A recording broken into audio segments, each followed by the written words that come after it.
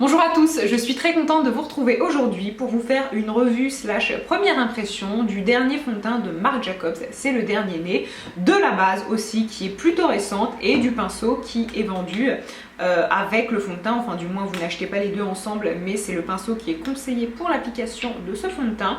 Et en fait je n'avais pas envie de vous faire une première impression vraiment basique puisque parfois notre avis change au fur et à mesure des semaines, donc vous allez me voir appliquer les produits, mais je vais aussi vous en parler un petit peu sur le long terme puisque c'est des produits que j'ai déjà testés depuis un peu plus de 15 jours, donc j'ai vraiment pu me faire une idée. Je les ai testés de plusieurs façons pour voir la meilleure combinaison possible. J'espère que cette vidéo va vous plaire et je vous laisse avec la suite. Aussi, je crois que j'ai oublié de le préciser dans la vidéo, mais cette vidéo n'est absolument pas en collaboration ou en partenariat avec la marque. J'ai vraiment fait cette vidéo de mon propre chef et quand je vous dis que j'adore ce produit, croyez-moi, je l'aime vraiment. Voilà, je préfère le dire pour éviter qu'on me dise ah, voilà, bisous bisous, peace, je vous aime. Alors la première étape va être d'appliquer cette base-ci, donc elle s'appelle Invisible Undercover et c'est une base en fait à base d'eau de coco. Donc elle est là pour lisser les traits, pour repulper la peau, pour hydrater, pour apporter un aspect vraiment très frais et presque vivifiant. Une pression suffit. C'est une base universelle, c'est-à-dire qu'elle convient peu importe votre couleur de peau. Donc l'odeur est vraiment agréable, elle sent la noix de coco évidemment, mais en fait ce qui est pas mal, notamment si je la compare avec celle de Too Faced sent la noix de coco mais peut-être un petit peu trop fort, elle est très similaire à celle-ci. Je vous dirais même au niveau de l'effet, j'ai pas vu non plus une différence de fou furieux, mais celle-ci l'odeur est un petit peu plus discrète, donc pour moi un petit peu plus agréable puisque j'ai pas envie non plus de sentir la noix de coco toute la journée, quoique je me demande parfois. Et donc je l'ai appliqué. Qu'est-ce que je peux en dire au niveau de l'application? Donc bien évidemment ça s'applique très bien, ça se travaille très bien. Ce n'est pas une base qui a tendance un petit peu à plucher, ce n'est pas une base avec un effet siliconé et un effet vraiment peau ultra lissée mais de façon un petit peu artificielle. Donc je pense qu'elle sera bien tolérée par les peaux grasses, par les peaux sèches, par les peaux mixtes, ce qui n'est pas toujours le cas notamment avec les peaux qui ont tendance facilement à avoir les pores obstrués. Les bases avec du silicone en général ce n'est pas très bon.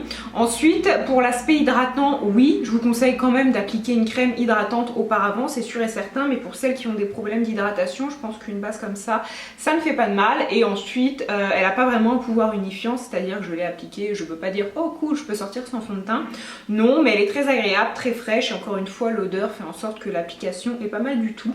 Et le conseil de la marque en fait c'est de l'appliquer puis de laisser poser ensuite environ un quart d'heure, puis ensuite d'appliquer son fond de teint. Pour l'aspect un petit peu plus technique, cette base se trouve en vente sur le site de Sephora, aussi dans quelques Sephora en France, mais la marque Marc Jacobs n'est pas distribuée partout, mais dans tous les cas sur le site internet aucun souci. Et en ce qui concerne le prix, je vous mettrai tout en barre d'infos, mais c'est aux alentours des 43-44 €. Donc après, est-ce que je vous la conseille? Est-ce que je vous dis oui il faut à tout prix l'acheter sinon votre vie va être ratée? Absolument pas.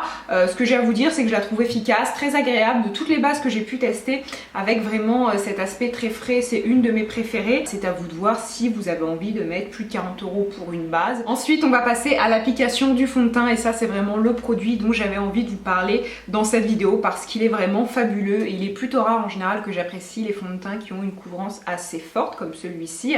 Et comme je vous l'ai dit en début de vidéo, c'est un fond de teint que j'ai déjà testé sur plusieurs jours, même 2 semaines en fait. Ce que je vais faire c'est que je vais appliquer une partie, donc la moitié de mon visage avec le pinceau qui est vendu et l'autre avec mes doigts pour voir si on est vraiment obligé d'acheter le pinceau pour avoir une application optimale. Déjà je vais vous parler du prix du fond de teint, il est à 44,50 € et en ce qui concerne le pinceau je crois que c'est à peu près la même chose, 43 ou 44 €, donc c'est clair que les deux combinés on arrive presque à 90 €, ça fait une somme, donc c'est pour ça que j'avais envie de vous le présenter avec et sans pinceau. Et le principe de ce fond de teint en fait il est extrêmement couvrant mais aussi il en faut extrêmement peu. Donc comme vous voyez je fais 4 petits points. Ce côté-ci ça va être avec les doigts. Non, au doigt je ne valide pas du tout, donc je vais essayer au Beauty Blender. De ce fait là j'en ai rajouté un tout petit peu mais pas trop.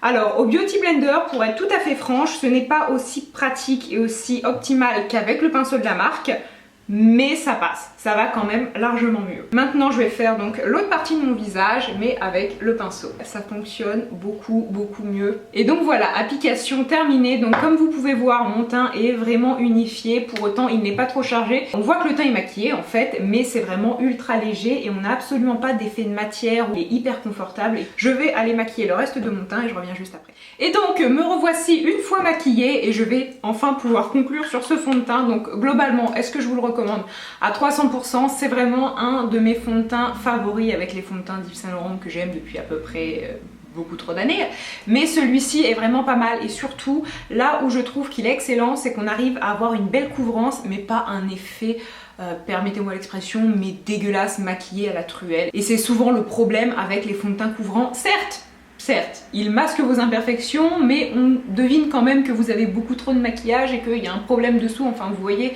de quoi je parle. Je pense à beaucoup de fonds de teint que j'ai pu tester qui ont un effet trop couvrant et qui du coup en plus vieillissent mal. Et voilà, au fur et à mesure de la journée, on n'a vraiment pas un joli résultat, si le résultat n'est déjà pas moche le matin même. Un autre point très intéressant, et désolé pour le changement de lumière, c'est que je possède la teinte 10 et c'est une teinte qui me correspond tout à fait.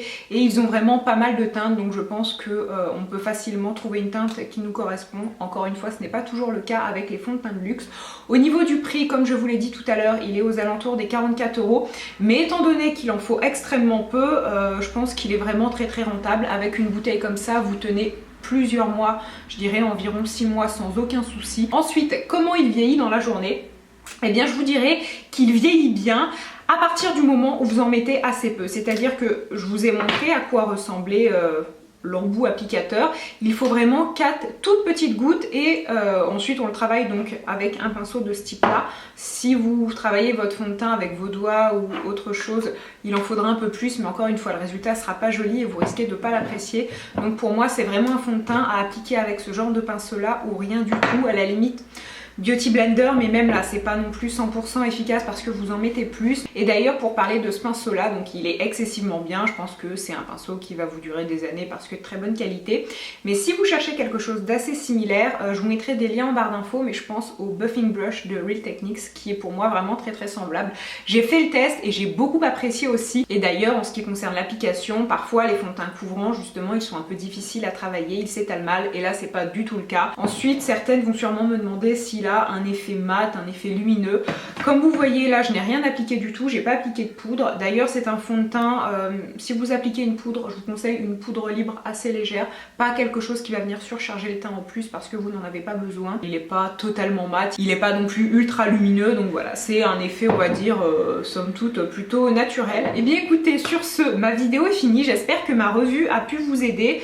Si encore une fois vous vous posez certaines questions, vous pouvez me demander ça en commentaire et je vous répondrai avec plaisir. La dernière chose peut-être que je vais préciser, c'est à qui ce fond de teint est destiné. Je dirais peu importe le type de peau, normalement il n'y a pas trop de soucis. Je sais que j'ai toujours quelques zones un petit peu sèches au niveau de mon nez, ce fond de teint ne les a pas marquées particulièrement, donc pas de souci. Pour les peaux grasses et les peaux acnéiques, je pense que ça peut être vraiment un bon produit puisqu'il reste très léger, mais pour autant il camoufle bien. Donc sur ces bonnes paroles, je vous embrasse et je vous dis à très bientôt. Bye!